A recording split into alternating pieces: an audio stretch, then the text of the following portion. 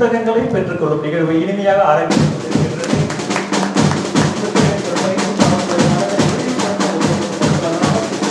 கரங்களால் புத்தகங்களை சிரித்து வைத்து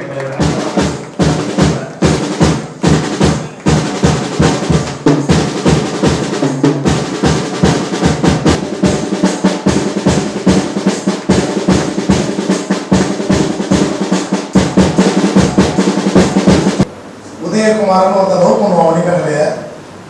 அந்த உதயகுமாரனோட லவ் டார்ச்சர் தாங்காம மணிமேகலை தான் உதயகுமாரனை கொண்டுட்டான் அப்படின்னு அரசாங்கம் நம்பும், சோழ அரசர் நம்புவார்.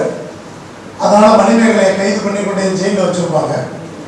அப்போ மணிமேகலை அந்த சிறையில் இருந்துக்கிட்டு மன்னர்கிட்ட பேசி பேசி இந்த சிறைச்சாலை அப்படிங்கிறது தண்டனை கொடுக்கக்கூடிய ஒரு சாலையாக இருக்கக்கூடாது, இது வர்றவங்களை திருத்தக்கூடிய, மாற்றக்கூடிய, சீர்திருத்தம் பண்ணக்கூடிய ஒரு இடமா இருக்கணும் அப்படின்னு வேண்டுகோள் வச்சதாகவும், அதை கேட்ட சோழ மன்னன் அந்த சிறைச்சாலையை அறச்சாலையா மாத்தினா அப்படின்னும் மணிமேகலையில கிபி 2ஆம் நூற்றாண்டுல எழுதி வச்சிருக்காரு. அந்த புத்தகத்தை ஒரு முறையாவது நாம் கலந்திருக்க வேண்டும். அவர் எடுத்த அத்தனை புத்தகங்களினுடைய கருத்தாக்கத்தை ஜஸ்ட் சொன்னார். அது ஏன் சாத்தியப்பட்டது அப்படின்னா, ஒரு அதிசயமா சில நேரங்களில் நடக்கும். அதை நான் கடந்திருக்கிறேன். அது போல என்னுடைய மனைவி மருத்துவர் தான்.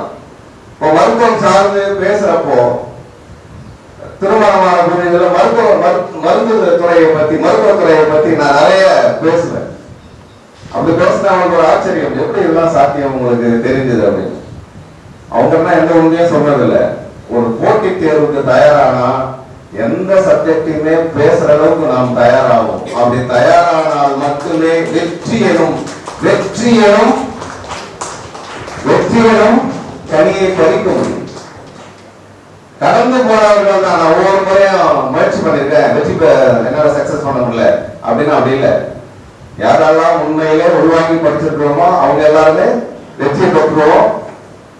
ஆக ஒவ்வொரு புத்தகத்தையும் அவர் சொன்ன வழிகள் ஒன்று இருக்கு இல்லையா. கண்ணதாசனை அறிமுகப்படுத்திய போது சொன்னது, உனக்கும் கீழே சொல்ல வந்த வழி அவர் முன் இதுதான் சொன்னாரு. ஆனா சொல்லப்பட வேண்டியது என்னன்னா, உனக்கும் கீழே உள்ளவர் கோடி, நினைத்தே நீயும் நிம்மதி தேடு அப்படிங்கிற வரி தான் ரங்கராஜன் அப்படிங்கிற ஒரு மனிதனை வாலி அப்படின்னு மாத்தி அதோட மூட்டை கட்டி இங்க வரன்னு நினைச்ச ஒரு திருச்சிக்காரரை ஆகச்சிறந்த பாடலாசிரியராக மாற்றி அவரை இலக்கியமும் எழுதியிருக்கார். ஆனாலும் பாடலாசிரியர் அப்படிங்கும் பொழுது இன்று வரை அதிகமா அறியப்படுபவர் வாலி. அப்படி ஒரு மனிதனை உருவாக்கி கொடுத்த வரி அது கண்ணதாசனுடைய வரி. அதே போல வைரமுத்து, கவி பேரரசு வைரமுத்து ஒரு 8-9 வகுப்புகள் படிக்கும்போது 8வது 9வது வகுப்பு படித்த அந்த பதின்ம பருவத்தில் மாலை பொழுதில் பள்ளி முடித்து வீடு திரும்பி கொண்டிருப்போம் இருந்த காலம் அது. அந்த காலங்கள்ல நாங்கள் ஒரு 30 வருடங்களுக்கு முன், 30-35 வருஷத்துக்கு முன்ன ஒவ்வொரு கிராமங்களிலும் திருவிழா நடக்கும். திருவிழா போது ஒரு ஊர்ல பாடுற அந்த ஒலிபெருக்கி 10 ஊருக்கு மேல கேட்கும். அப்படியான ஒரு மாலை பொழுதில் கேட்ட வரிகள் அவர் ஒரு பாடல் கூட குறிப்பிட்டு சொன்னாரு. அவர் சொன்ன பாடல் வேற, பட் நான் கேட்ட பாடல் வேற. வெட்டி வேறு வாசம் விடலை புள்ள நேசம்னு ஒரு பாடல் இருக்கு இல்லையா. முதல் முறையா விடலை அப்படிங்கிற சொல்லாடலை கேட்ட உடனே அது புதுசா இருந்தது. அதோடு மட்டும் இல்ல, சமூக கருத்தை ஒரு பாடலில் ரொம்ப தெளிவா கொண்டு போய் சேர்க்க முடியும் அப்படிங்கிறத அப்ப கேட்டது.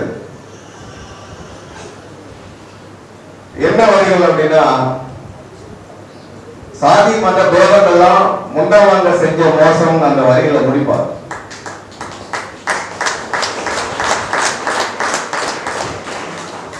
அப்ப தேடல் துவங்கியது எனக்கு, வைரமுத்துன்றது யார், அந்த ஒரு மனிதனால் மட்டும் எப்படி இது எழுதப்பட்டது, எழுத முடிந்தது அப்படின்னு. அதுவரை கண்ணதாசனை கேட்டிருக்கிறோம். கண்ணதாசனுடைய வரிகள் ரொம்ப சாதாரணமான தமிழ்ல எளிய மக்களுக்கும், அதாவது தமிழ் இலக்கியங்களை எளிமைப்படுத்தி கொண்டு சேர்த்தவர் முதல் கண்ணதாசன் தான். அவர் தான் மூளை முடுக்கெல்லாம் கொண்டு போய் சேர்த்தவர். மலர்ந்து மலரான பாடி அதெல்லாம் அப்படி ஒரு இலக்கியம், அதை கொண்டு போய் சேர்த்தவர். ஆனால் சமூக கருத்துக்களை ஒருவன் எங்கிருந்து வருகிறான் அப்படின்றத பொறுத்துதான் வெளிப்படும். வைரமுத்தினுடைய வரிகள் எல்லாம் வாள் கொண்டு வெட்டுவதை போலவே இருக்கும்.